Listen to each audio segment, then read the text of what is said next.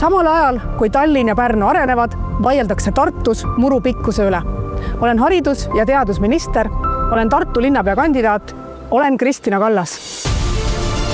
Tartul peab olema ambitsiooni. Meie, tartlased, ei saa leppida sellega, et Tartust saab väike provintsilinn. Selleks on vaja, et Tartusse tuleks uus ettevõtlus ja uued töökohad.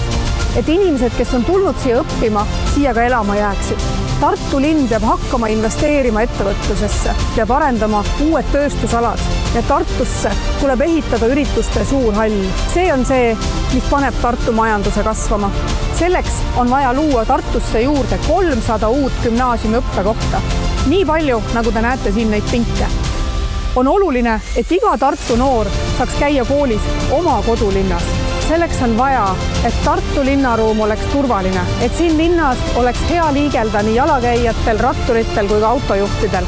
Aga kõige turvalisem peab see linn olema jalakäijale ja selleks me ehitame ümber Riia tururistmiku.